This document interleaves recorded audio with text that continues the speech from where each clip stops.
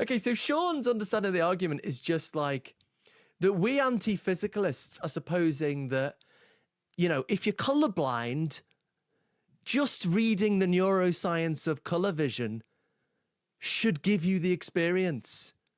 And of course it doesn't, because of, you know, having the right brains.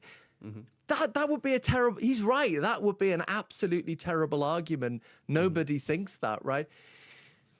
The point is, and I think you pressed Sean on this, the point is there's information that you can only get from actually having the experience, right? There's information that a colorblind scientist can't get from the neuroscience. And that seems to be inconsistent with physicalism, right? That if physicalism is true, like, and you've got the complete neuroscience of color vision, that should be all the experience. So like an analogy I give in my Galileo's Error book, suppose I have the complete theory of black holes, you know, the complete and final. I can't then go and learn some new information about black holes, like Hawking radiation or some new essential no, I've got the complete story.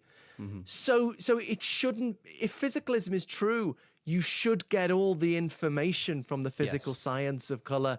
You shouldn't have to actually have the experience to have some new information. Yes, you won't have the experience just reading all the neuroscience, but you should have all the information. That is what Sean has never got. But one thing you could say is that maybe like there is just no new information.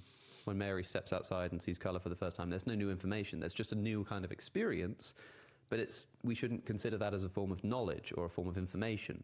That's why we give it a different word. That's why we call it experience. And I think that would make sense to people, but then all that would do is posit that there is this sort of extra thing in the universe called experience that maybe, you know, if Mary had all of the information, she would still not have the experience. But then you're kind of just left with this problem of like, well, then what is the experience? Why is it there? Like, what is that extra thing? And how can we study that, you know?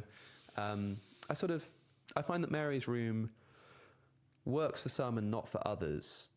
It's just, for me, it's a helpful way to, especially when someone's not thought a ton about it before, because sometimes people just sort of say to me, well, like, you know, why can't consciousness just be brain activity? And it's like, it's kind of difficult to know where to begin. And it's like, well, let's just begin with this thought at least, that there's something else going on. You know, there's the experience and then there's the physical stuff. And if you knew everything about blue, it seems weird to say that you know everything about blue except what blue looks like. In fact, like the person who only has experienced blue but doesn't know anything about wavelengths and particle physics and the biology of the eye, I think a lot of people would say that they have a better apprehension of the true nature of blue than the opposite, than the person who has all of the other stuff but doesn't have the experience. I think intuitively most people want to say like, no, but you don't know blue unless you've seen it. And just seeing blue is enough on its own to say that you understand what blue is. Because otherwise you're talking about wavelengths and particle physics, which is not the same thing as blueness. Sure. And so I am still pretty attracted to that line of thought. I think it works. I get what Sean Carroll's saying, which is that you could just know that this particular physical activity produces this kind of experience. It just isn't being produced in that moment. That's fair enough, but this is just the problem of mapping on information to experience. And I think if you've got a strong enough intuition going into the experiment, you'll keep it by the end. But I think it finds most use in helping you to work out what you do think. Because you might come away from Mary's room thinking, oh, I don't really see that as a problem. Cool, then great. Maybe you'll make a great physicalist. But if you do see it as a problem, you know, think about why. You know, it's kind of a litmus test. Yeah, so I think you're right. I mean, the physicalist can deny that she doesn't gain new information and has to deny that. But I mean, I think Sean hasn't. You've got to at least take that on. You know, you've got to take that on head to head.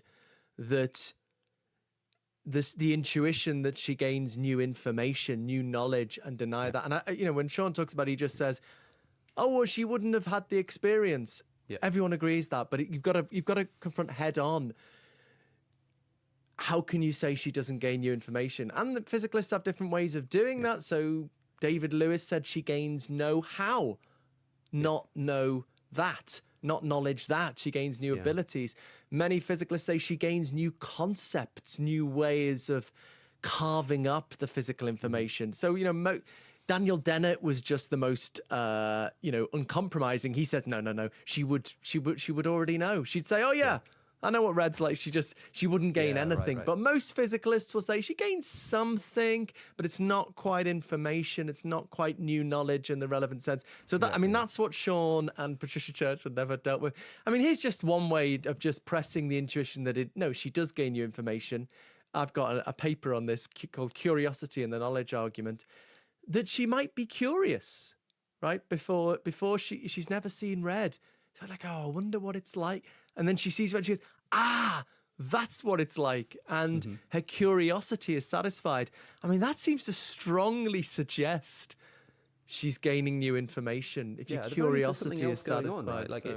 Call it information or call it something else. There's something else in the world that is not reducible to mathematical explanation. Let's just put it that way. And I think that's kind of uncontroversially true. And then the question is like, well, why not? If maths is the language of the universe, why can it not capture whatever this thing is? Call it experience, call it information, call it whatever the hell you want, call it the satisfaction of curiosity. Why can that not be fully approximated by the language of mathematics? It's like having a word that's not translatable into a different language. If you claim you've got this master language, which can explain all human concepts, but it doesn't have an appropriate translation of a really important word, then you've got an incomplete language, I think what we've learned today, Alex, is we very much agree on consciousness and we very much disagree on metaethics, which is true. Wonderful part At of least for the now, richness of life.